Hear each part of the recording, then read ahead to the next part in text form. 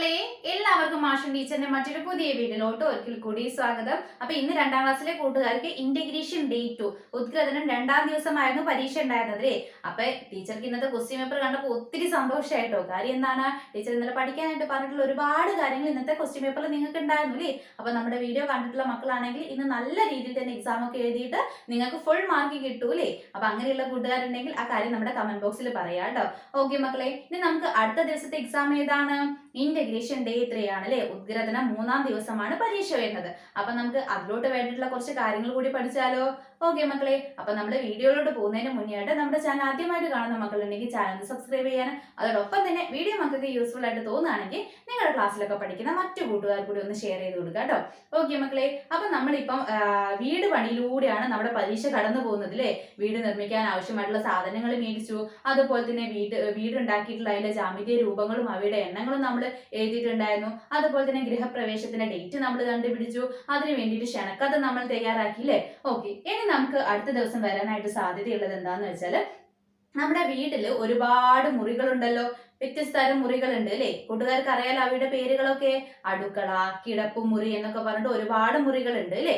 അപ്പൊ എന്ത് ചെയ്യാ, മക്കള് നമ്മുടെ വീട്ടിലുള്ള ഓരോ മുറികളുടെ പേരുകളും അതുപോലെ തന്നെ അവയുടെ ഉപയോഗവും കൃത്യമായിട്ട് പഠിക്കുക കേട്ടോ. എന്താണ് പഠിക്കേണ്ടത്? വീട്ടിലെ മുറികളും അവയുടെ ഉപയോഗങ്ങളും പഠിക്കുക. നമുക്ക് അടുത്ത ദിവസം അത് വരാനുള്ള ഒരു സാധ്യതയുണ്ട് കേട്ടോ. ഈ കഴിഞ്ഞ എക്സാമിനൊന്നും നമുക്ക് ചോദിച്ചില്ല അല്ലെ. ഇനിയിപ്പോ നമുക്ക് അടുത്ത ദിവസം അത് വരാനുള്ള ഒരു സാധ്യതയുണ്ട്. അപ്പൊ മക്കൾ എന്ത് ചെയ്യുക, വിവിധ മുറികളും അതുപോലെ തന്നെ അവയുടെ ഉപയോഗങ്ങളും ഒന്ന് നോക്കി വെക്കുക കേട്ടോ. അപ്പൊ നിങ്ങളുടെ നോട്ട് പുസ്തകത്തിലൊക്കെ എഴുതി വെച്ച കാര്യങ്ങളൊക്കെ എടുത്ത് ഒന്നുകൂടി വായിച്ചിട്ട് പോകുക കേട്ടോ, നാളത്തേക്ക് വേണ്ടിയിട്ട്. അപ്പൊ ടീച്ചർ കുറെ ക്ലാസ്സിലായിട്ട് അതിനെ കുറിച്ചൊക്കെ പറയുന്നുണ്ട്. അപ്പൊ ഇനിയും റിപ്പീറ്റ് ചെയ്ത് പറയുന്നില്ല കേട്ടോ. ഓക്കെ മക്കളെ, ഇനി പിന്നെ നമുക്ക് വരാൻ സാധ്യതയുള്ള ഒരു ചോദ്യം എന്ന് പറയുന്നത് വിവരണം തയ്യാറാക്കാനാണ്. അത് ടീച്ചർ മുന്നേ ക്ലാസ്സിൽ പഠിക്കാനായിട്ട് പറഞ്ഞിട്ടുണ്ടായിരുന്നു. പക്ഷെ ഈ കഴിഞ്ഞ 2 ദിവസങ്ങളായിട്ട് നമുക്ക് ചോദിച്ചിട്ടില്ല അല്ലെ. അപ്പൊ ഇനി നമുക്ക് നാളെ വരാനായിട്ടുള്ള ഒരു സാധ്യതയുണ്ട് വിവരണം തയ്യാറാക്കാനായിട്ട് കേട്ടോ. അപ്പൊ ടീച്ചർ മുന്നേ പറഞ്ഞിട്ടുണ്ടായിരുന്നു, നിങ്ങൾക്ക് ഒരു പട്ടണത്തിന്റെ ചിത്രം തന്നിട്ടായിരുന്നു മുൻ വർഷങ്ങളിൽ ഈ ഒരു വിവരണം എഴുതാനായിട്ട് പറഞ്ഞിട്ടുണ്ടായിരുന്നത് കേട്ടോ. അപ്പൊ മക്കൾ എന്ത് ചെയ്യുക, അതും ഒന്ന് നോക്കിയിട്ട് പോവാ. ഇനി അതുപോലെ തന്നെ ഒരു വീടിന്റെ ചിത്രവും അതുപോലെ തന്നെ വീടുമായിട്ട് ബന്ധപ്പെട്ട് അതിനോട് ചേർന്ന് നിൽക്കുന്ന പൂന്തോട്ടോ അങ്ങനെ എന്തെങ്കിലുമൊക്കെ ഒരു ചിത്രം തരികയാണെങ്കിൽ ആ ഒരു ചിത്രത്തിനെ കുറിച്ച് കൂടി വിവരണം എഴുതാനായിട്ട് നോക്കി പോകാട്ടോ. കാര്യം എന്താണ്, നമ്മളിപ്പോ വീടുമായിട്ട് ബന്ധപ്പെട്ടുള്ള പ്രവർത്തനങ്ങളാണ് ഓരോ ദിവസം ചെയ്തു വരുന്നതില്ലേ. അപ്പൊ ഒരു പക്ഷേ വീടുമായിട്ട് ബന്ധപ്പെട്ടുള്ള ഒരു ചിത്രം തരാനുള്ള ഒരു സാധ്യതയുണ്ട്. അതാണ് ടീച്ചർ പറഞ്ഞത് കേട്ടോ. അങ്ങനെ ഒരു ചിത്രം തരികയാണെങ്കിൽ അതിനെ കുറിച്ചിട്ട് എഴുതാൻ പറ്റിയ കുറച്ച് വാക്യങ്ങളൂടെ മക്കൾ നോക്കി പോവാട്ടോ. എന്തൊക്കെ കാര്യങ്ങളാണ്? പട്ടണത്തിലെ കാഴ്ചകൾ മക്കൾ എന്ത് ചെയ്യുക, എഴുതി തന്നെ പഠിക്കട്ടെ. എന്തായാലും നമുക്ക് അടുത്ത ദിവസത്തില് പട്ടണവും അതുപോലെ തന്നെ ഗ്രാമ കാഴ്ചകളുമായിട്ട് ബന്ധപ്പെട്ടുള്ള ചോദ്യം ഉണ്ടായിരിക്കും. അപ്പൊ മക്കൾ അതും ഒന്ന് പഠിക്കുക. അതുപോലെ തന്നെ ഒരു വീടിന്റെ ഒക്കെ ഒരു ചിത്രമാണ് തരുന്നത് എന്ന് വെച്ചാൽ എന്ത് ചെയ്യുക, അതിന് എഴുതാൻ പറ്റുന്ന കുറച്ച് വാക്യങ്ങൾ കൂടി മക്കൾ എന്ത് ചെയ്യുക, നോക്കിയിട്ട് പോവുക കേട്ടോ. ഓക്കെ മക്കളെ, പിന്നെ നമുക്ക് ഗണിതവുമായിട്ട് ബന്ധപ്പെടുത്തിയിട്ടുള്ള ഒരു പ്രവർത്തനം പറയാം. ഗണിതം എന്ന് പറയുന്നത് ഇംഗ്ലീഷ് മീഡിയത്തിൽ പഠിക്കുന്ന കൂട്ടുകാർക്ക് ഇംഗ്ലീഷിലായിരിക്കും ചോദ്യം വരിക കേട്ടോ. മലയാളം മീഡിയം പഠിക്കുന്ന കൂട്ടുകാർക്ക് മലയാളത്തിൽ തന്നെയായിരിക്കും ചോദ്യം വരിക. അപ്പം ഗണിതത്തിന് മക്കൾക്ക് വരാവുന്ന ഒരു ചോദ്യം എന്ന് പറയുന്നത്, നിങ്ങൾക്ക് എന്ത് ചെയ്യും, ഒരു സംഖ്യ തരും. ഇത് ഏതാണ് സംഖ്യ മക്കളെ?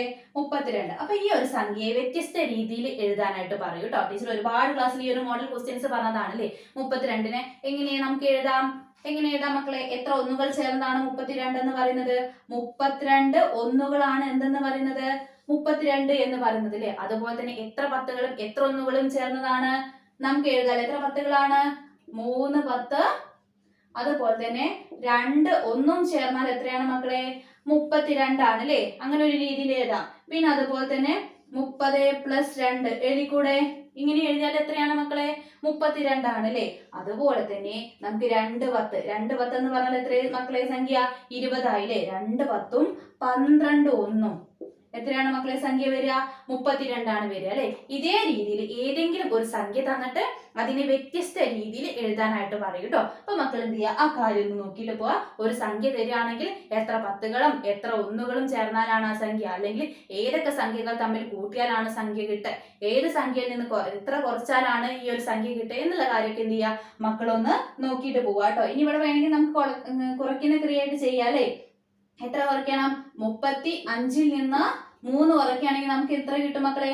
32 എന്ന് കിട്ടും അല്ലെ. അപ്പൊ എന്ത് ചെയ്യുക, ആ കാര്യം ഒന്ന് മക്കൾ എന്ത് ചെയ്യുക, ശ്രദ്ധിക്കുക കേട്ടോ. അത്തരത്തിൽ നിങ്ങൾ ചെയ്തിട്ടുള്ള പ്രവർത്തനങ്ങളൊക്കെ ഒരിക്കൽ കൂടി നോക്കുക കേട്ടോ.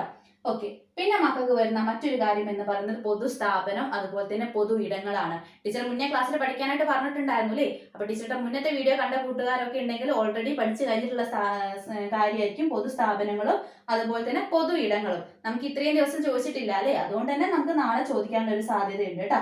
പൊതുസ്ഥാപനം പൊതു ഇടങ്ങൾ ഏതൊക്കെയാണ് മക്കളെ പൊതുസ്ഥാപനങ്ങൾ? രണ്ട് ഉദാഹരണങ്ങൾ പറഞ്ഞേ. നിങ്ങൾ പഠിക്കുന്ന സ്കൂൾ എന്താണ്?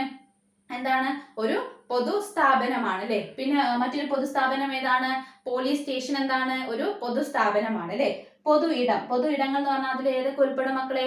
മൈതാനം എന്താണ്? പൊതു ഇടമാണ്. അതുപോലെ തന്നെ പാർക്ക് എന്താണ്? പൊതു ഇടമാണ് അല്ലെ? പിന്നെ കുളോ എന്താണ്? പൊതു ഇടമാണ് അല്ലെ?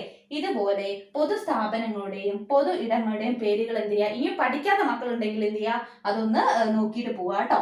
പിന്നെ മക്കൾക്ക് വരുന്ന ഒരു കാര്യം എന്ന് പറയുന്നത് ഗ്രാമ കാഴ്ചകൾ പട്ടണ കാഴ്ചകളാണ്.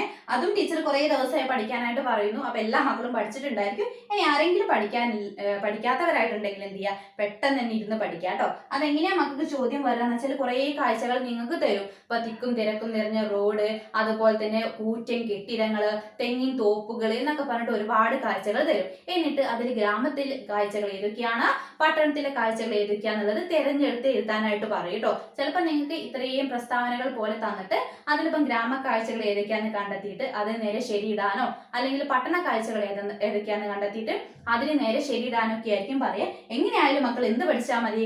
ഗ്രാമ കാഴ്ചകൾക്ക് കുറച്ച് കാര്യങ്ങളൊക്കെ പഠിച്ചു വെക്കുക. ഗ്രാമ കാഴ്ചകൾ എഴുതാനായിട്ട് ചോദിക്കുകയാണെങ്കിൽ, അതുപോലെ തന്നെ പട്ടണ കാഴ്ചകൾ ഏതൊക്കെയാന്ന് ചോദിക്കുകയാണെങ്കിൽ പട്ടണത്തിലെ കുറച്ച് കാഴ്ചകളൊക്കെ എന്ത് ചെയ്യുക?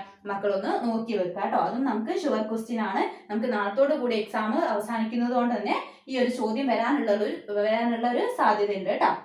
ഓക്കെ. പിന്നെ നമുക്ക് വരുന്നൊരു ചോദ്യം എന്ന് പറയുന്നത് കടങ്കഥ എഴുതാനായിട്ടുണ്ടായിരിക്കും കേട്ടോ. അതെങ്ങനെയാന്ന് വെച്ചാൽ മക്കൾക്ക് എന്ത് ചെയ്യും? ചിലപ്പോൾ ഒരു 4 5 കടങ്കഥയുടെ ചോദ്യങ്ങൾ നിങ്ങളുടെ ക്വസ്റ്റ്യൻ പേപ്പറിൽ തരും. എന്നിട്ട് എന്ത് ചെയ്യാൻ? അതിന്റെ ഉത്തരം തന്നിട്ടുള്ള കോളത്തിൽ എഴുതാനായിട്ട് പറയൂ കേട്ടോ. അങ്ങനെയുണ്ടാവും. അതുപോലെ തന്നെ ഏതെങ്കിലും ഒരു ഉത്തരം പറയും.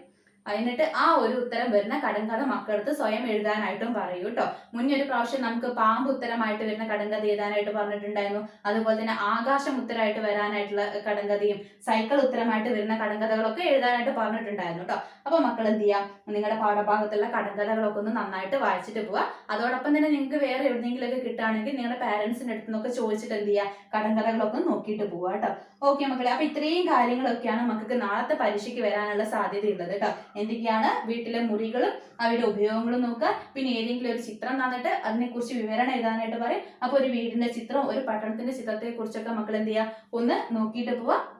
അതുപോലെ തന്നെ ഒരു സംഖ്യ തന്നിട്ട് അതിനെ വ്യത്യസ്ത രീതിയിൽ എഴുതാനായിട്ട് പറയും. നമ്മളിവിടെ 32നെ കുറിച്ച് നമ്മൾ പറഞ്ഞു അല്ലേ? അപ്പൊ അതേ രീതിയിൽ ഏതെങ്കിലും ഒരു സംഖ്യ തന്നിട്ട് എഴുതാനായിട്ട് പറയും. പിന്നെ മക്കൾക്ക് വരുന്നത് പൊതു ഇടങ്ങള്, പൊതു സ്ഥാപനങ്ങള്.